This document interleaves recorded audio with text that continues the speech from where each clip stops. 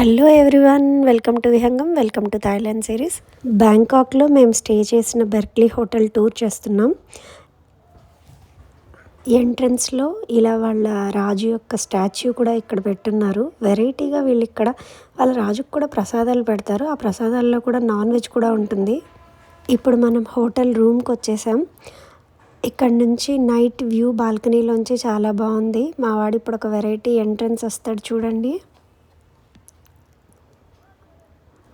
Glass door చూసాను కానీ ఇలా కంప్లీట్ ఓపెనింగ్ ఫస్ట్ టైం చూస్తున్నా నేను కూడా.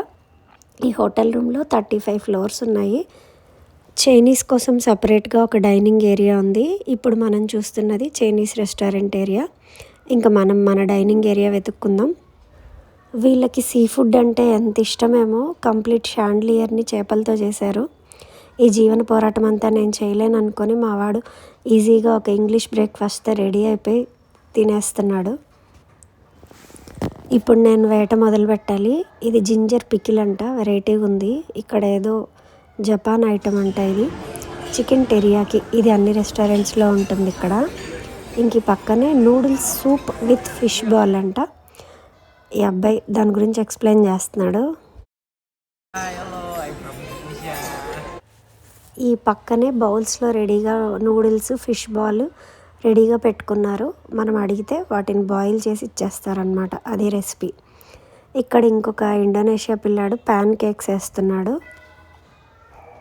పలకరించి మా వాడికి ఒక ప్యాన్ కేక్ తీసేసుకొని పక్కకి వెళ్ళిపోయాం. ఇక్కడ ఎగ్ వెరైటీస్ చాలా ఉన్నాయి.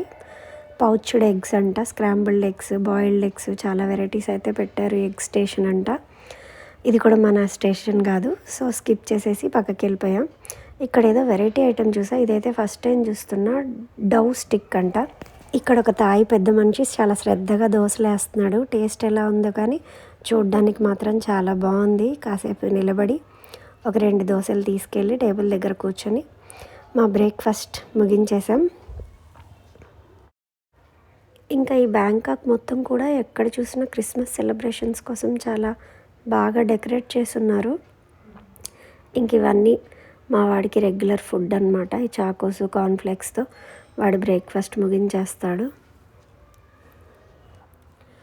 పెరుగులో ఒక 10 ఫ్లేవర్స్ పెట్టారు. బాగుంది. ట్రై చేశాను. టేస్ట్ కూడా చాలా బాగుంది. ఇంకా పక్కనే లాస్ట్గా మనకి సలాడ్స్ ఒక లుక్ వేసి ఇవి మన వల్ల కాదని పక్కకి వెళ్ళిపోయి ఫ్రూట్స్తో బ్రేక్ఫాస్ట్ ముగించేసా ఇవాళకి. అన్నట్టు వీళ్ళు మనతో పాటు వీళ్ళ కింగ్కి కూడా ప్రసాదం చేంజ్ చేశారండి. సెకండ్ డే వెరైటీగా ఇవాళ పిజ్జా, హ్యామ్, ఆమ్లెట్స్, నూడిల్స్ చాలా వెరైటీలు పెట్టారు ఆయనకు కూడా. ఇంకా ఈ హోటల్లో ఏమున్నాయా అని ఎక్స్ప్లోర్ చేసుకుంటూ తిరుగుతున్నాం. 11th ఫ్లోర్లో స్విమ్మింగ్ పూల్ కనిపించింది. చాలా బాగుంది ఇక్కడ కూడా వ్యూ. 11th ఫ్లోర్లో ఉండడం వల్ల చుట్టూ బిల్డింగ్స్, ఇలా వ్యూ చూడడానికి చాలా బాగుంది. స్విమ్మింగ్ పూల్ కూడా ఎక్కువసేపు అయితే ఇంకా టైం స్పెండ్ చేయలేదు. మేము మా డే ట్రిప్ టైం అవుతుంది అందుకని ఇక్కడ నుంచి బయటకు వచ్చేసి బయలుదేరిపోయాం. ఈ వీడియో కనుక మీకు నచ్చినట్టయితే లైక్ చేయండి, షేర్ చేయండి, కామెంట్ చేయండి. ఈ ఛానల్ని సబ్స్క్రైబ్ చేసుకోండి.